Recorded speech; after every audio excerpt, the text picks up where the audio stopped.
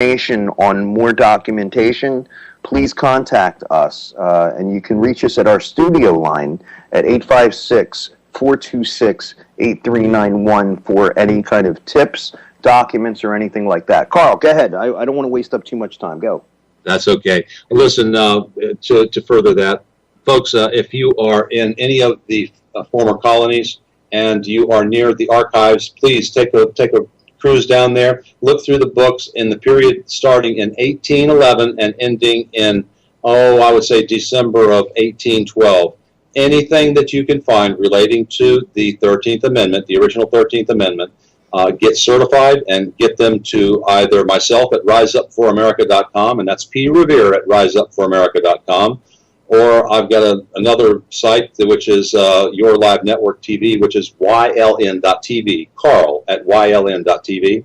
Send it to RBN, send it to Bruce Ray Riggs, send it to, just send it off. And send it to us. Send it to us. We're going to put everybody together because we have quite a few that have portions and quite a few that have assimilated all of these portions into certifiable documents that can be used in a court of our law.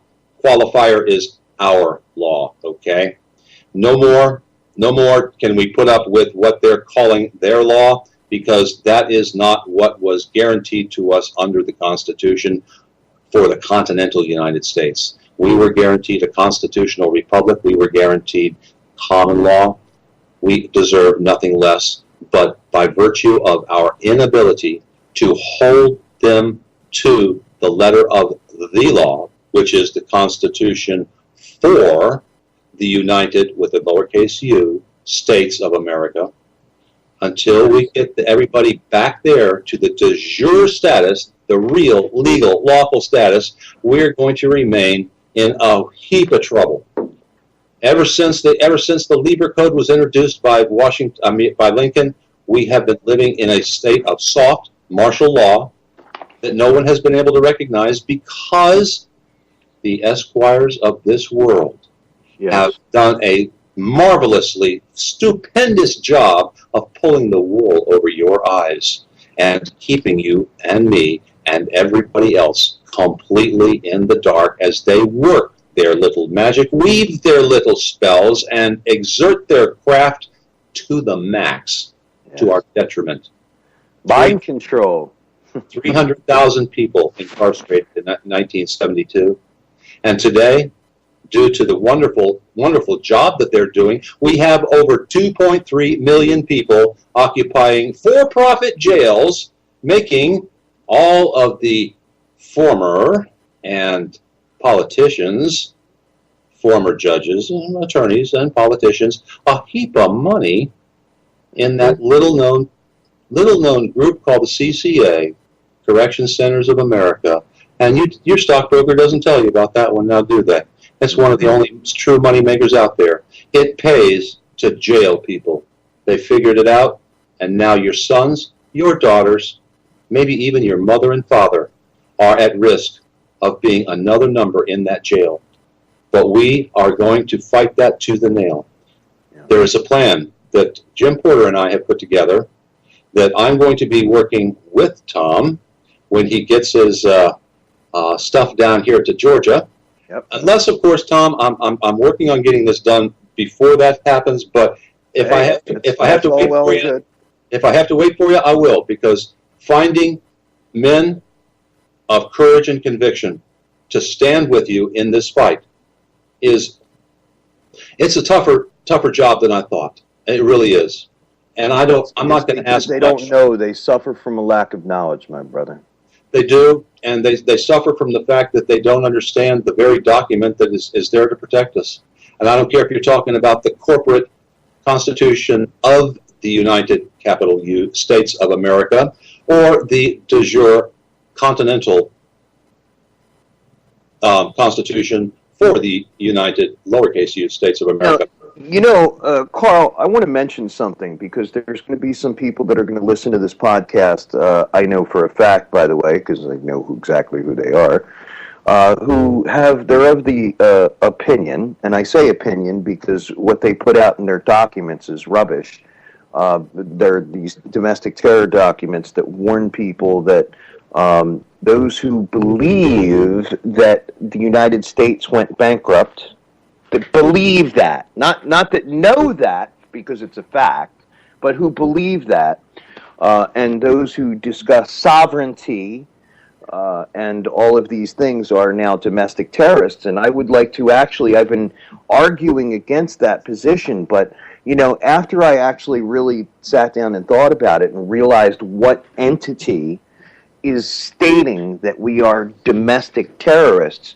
what we are is, to them, we're domestic terrorists to the corporation, and they use the term anti-government, but in fact, they are the anti-government. We are trying to stand up for the true constitutional republic, the true rule of law. We do not believe that we are above the law and that laws don't apply to us and all of that other bunk that they try and paint us with as if we were some kind of lunatic. So when people hear you saying there's small lowercase u and uppercase s, they're actually telling people that people who believe that certain words capitalized and not capitalized mean something.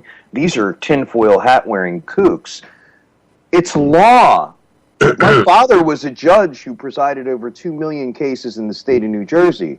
And I will tell all of you out there right now, sometimes when you capitalize something and sometimes when you don't, it changes the entire contract. Yes, it does. Now let me put this into perspective for you. The people in D.C., and let's call a spade a spade, the people in D.C. are being controlled by a Muslim, radical, extremist that is tearing down this country right before your eyes. He has opened the borders, which is one of the only few charges the supposed president has to do.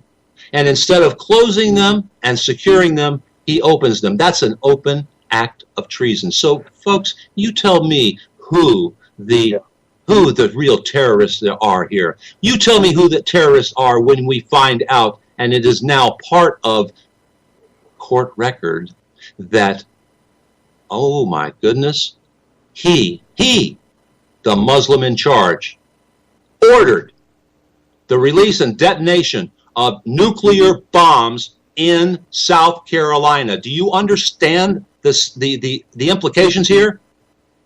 Nuclear bombs in South Carolina. I heard about that, and I, like anything else, things like this don't surprise me.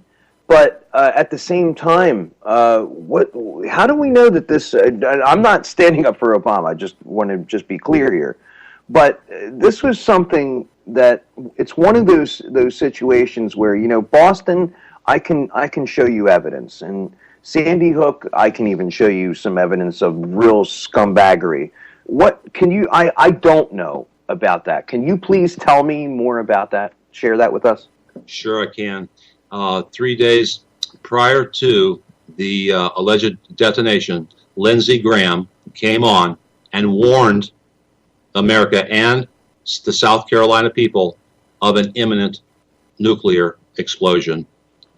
Generals were aware of this. Generals came forward, some that have now been fired because they would not follow through with this detonation, and in fact took those bombs out to sea 600 miles out and detonated them out there.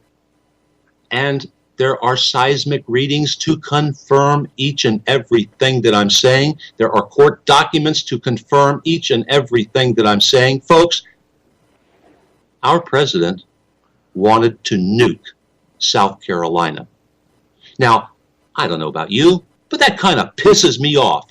Yeah, you think? Well, look at 9/11. 9/11 is the worst. His minions, his league of devils, if you were, demons, whatever the heck you want to call them, they all have that damn title in back of their name called Esquire. Every one of them.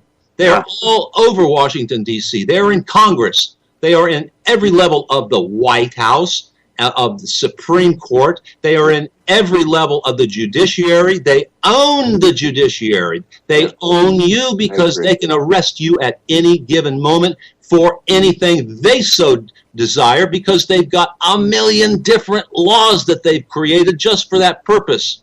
So I don't care how perfect you think you are, how goody two-shoes, how much you play by the rules. If they want you folks, they are coming and they will get you.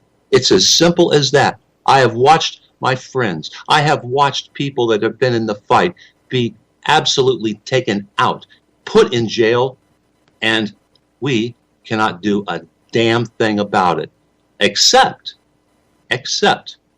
if you get that righteous indignation that a nuclear bomb planned to be exploded in South Carolina should raise in your chest, in your mind, in your heart. Who in God's name would allow that as even a fleeting thought without putting the person who came up with that idea in the ground permanently with the rope around his neck before even hanging him?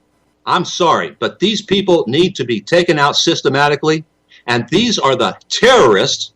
These are the terrorists that are calling the Patriot community terrorists. And the Patriot community wants what? Wants what? They want the constitutional republic back.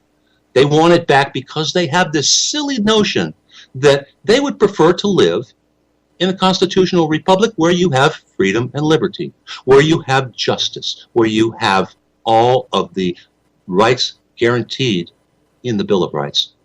That's what we want. That is our government we are entitled to. We were given, and we have let slip away. But folks, I don't know about you, but I'm not going to let that stand. So, if I can find 10 people in Georgia, I don't need weapons. No, I'm not going to go storm the Bastille and take it over that way. No, there's another way to do this that will work wonders. Using their laws against them, we need to, and we can have fun with it if you want to. I know I will, because I know I'm right. I am wholeheartedly behind you on that, brother. I am. All I need. You listeners out there, I'm telling you right now, I've been telling you that this is coming. Carl and I are also working on the County by County project, and we're going to be putting that together. And County by County is just a model. It's not. It's something that needs to take off everywhere. Everybody needs to become this movement, this county by county effort. And the reason why we chose County by County, or as a name, is because that's exactly where we need to take it.